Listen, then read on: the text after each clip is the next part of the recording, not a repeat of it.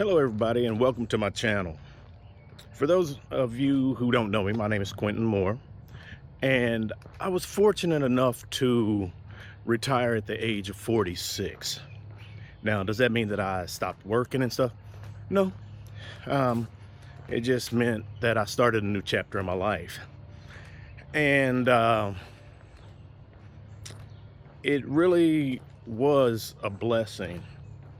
And the way that I started at the age of 46 was at 19, I joined the U.S. Air Force. I was a policeman in the Air Force. I served 4 years active duty.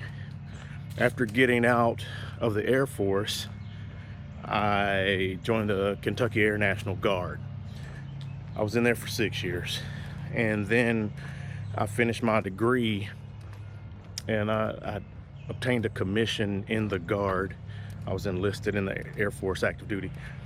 And then I obtained a degree which allowed me to go back. I think the sun's gonna hit us.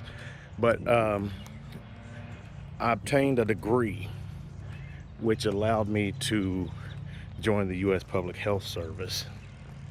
And when I joined that, when I joined the U.S. Public Health Service, I had already started working as a nurse in the federal prison system. So I was at the federal prison system for 20 years, but when you count my military time, plus I was a nurse at the VA for a couple of years as well. All of my time counted up to 20 some odd years of federal service. But I retired at the age of 46, and it really was an eye-opener, because a lot of folks, when they retire, they want to go by what everybody else says retirement truly is, and that's stop working. I hope y'all can hear me. People are mowing yards and stuff. But to them, that means stop working, doing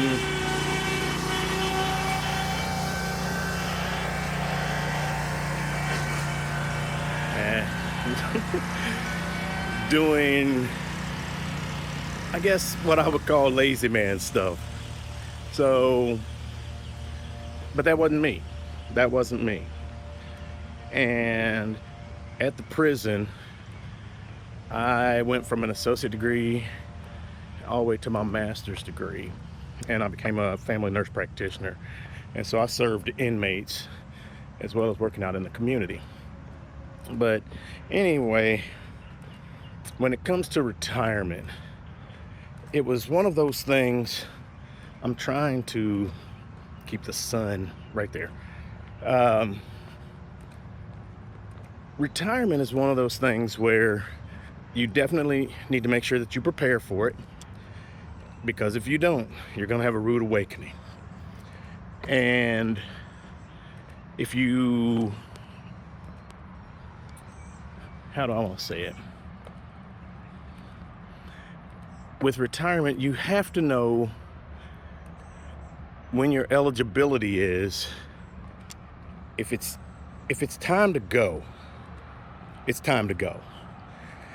And me, myself, I stayed an additional 2 years beyond my eligibility for retirement. Do I regret it? I don't think I do. But then again, did it cause me some undue stress over those 2 years? Yes. You know, I'm working in the federal prison system as a nurse practitioner. And to be honest with you, I enjoyed my job. I really enjoyed my job. I enjoyed the population that I worked with.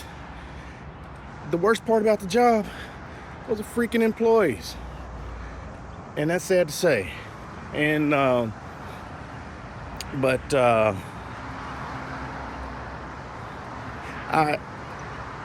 I really enjoyed that job. And it came to the point where I was eligible, and my wife was telling me I needed to leave. And she was saying, you need to leave before you get in trouble, because I don't like working with folks, and it wasn't everybody, certain individuals who were lazy. But anyway, just know that when it's time to go, it's time to go. And what was surprising to me was that when it was time to go, let me put this out here and see if it'll work better. When it was time to go,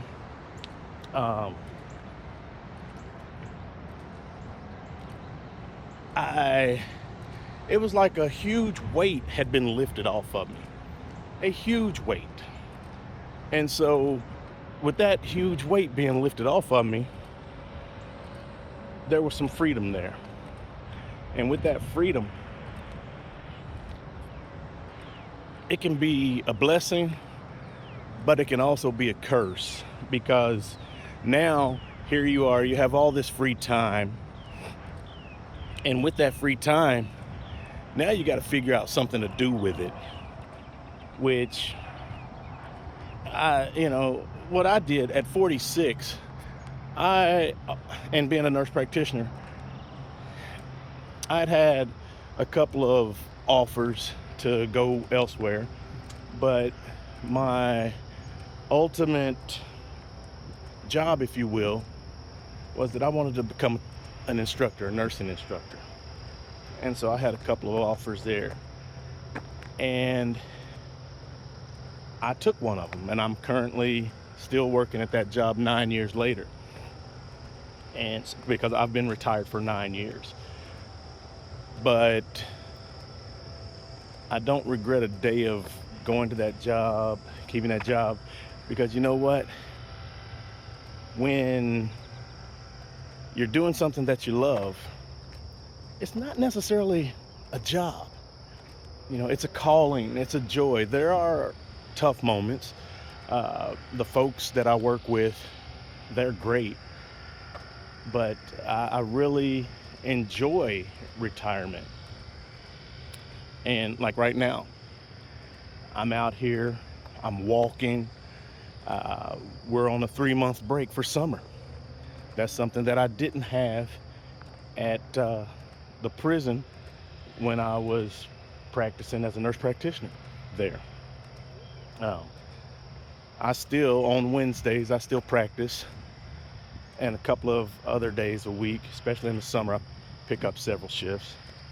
But I don't have to.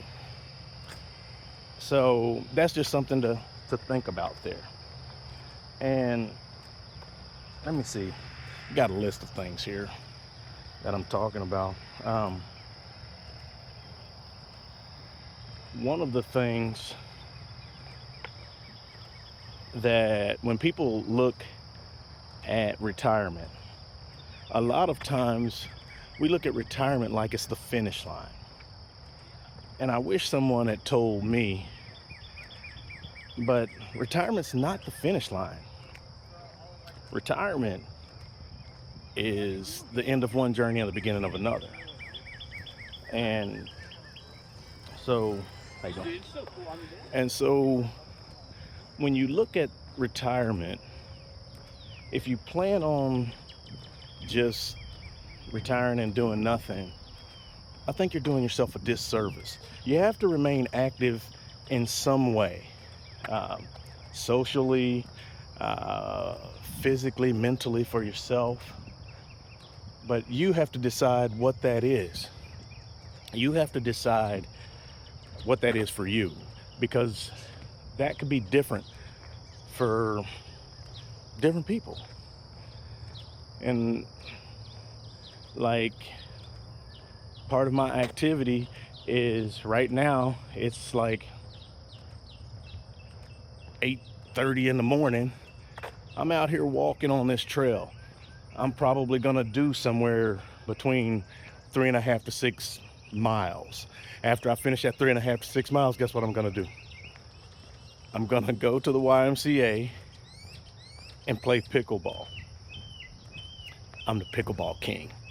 But anyway, that's something that's enjoyable. It gives me something to do I get exercise in. And then throughout the week, about 3 days a week, I do some light weightlifting. Nothing major. At right now I'm 56. At 56, I'm not trying to go in there and lift the whole freaking gym up. I'm just trying to keep it to where I'm exercising, I'm maintaining my strength, because if you don't use it, you lose it. And when you look at the research, which you'll hear me throughout this channel talking about research, what the research says. But when you look at the research, those who stay active tend to be sharper cognitively.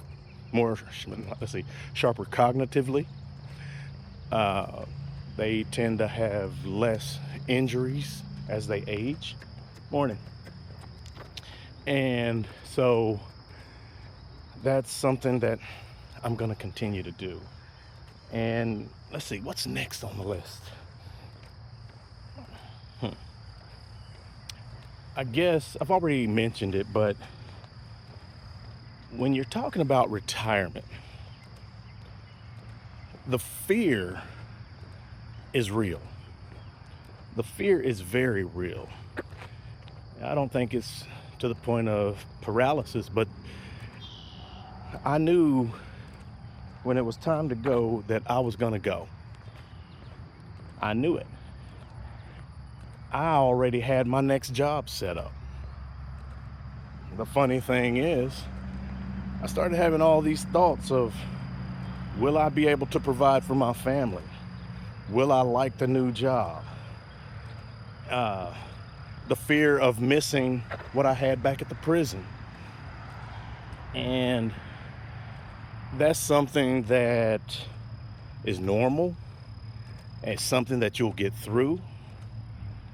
But it definitely is something that that scared the dickens out of me.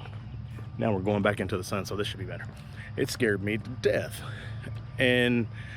But it's something that you can get through. You will get through. And so when you look at it, the whole thing about the fear is just the fear of the unknown. And then when you get into the unknown, you realize that it's not as bad as you thought it was. At least I did. And it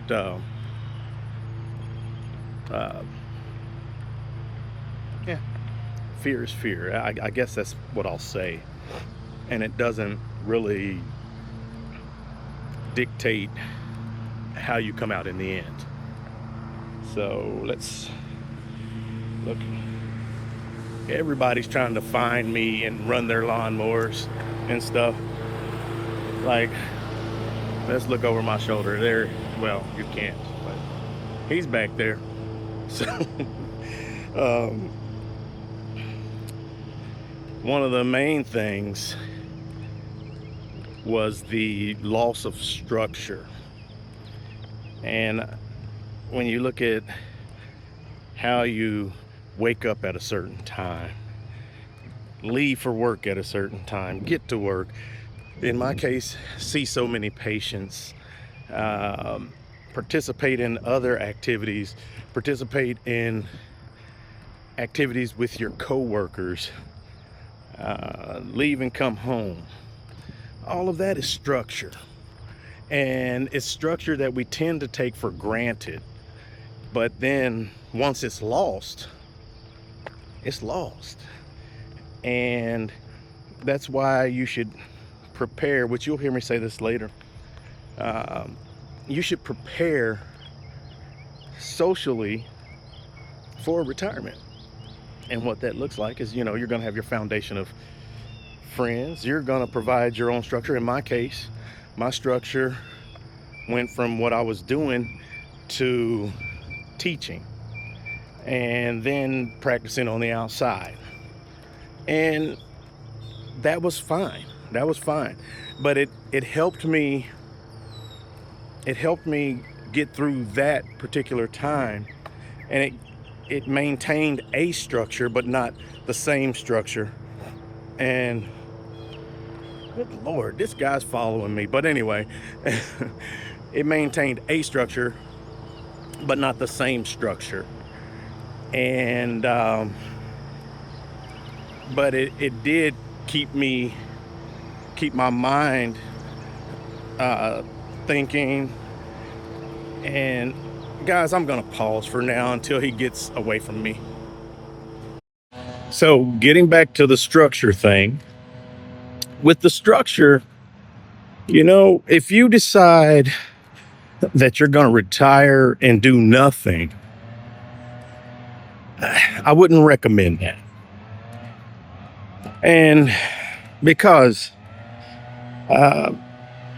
for a lack of different words, you're just gonna be like a turd in the toilet. You're just gonna spin around and everything's gonna go down the drain. Your health is gonna go down the drain. Finances possibly going down the drain. Your quality of life go down the drain. And you definitely have to protect against that. So structure is very important in retirement. And it definitely is going to help your transition to be easier. So that's something to know. What else?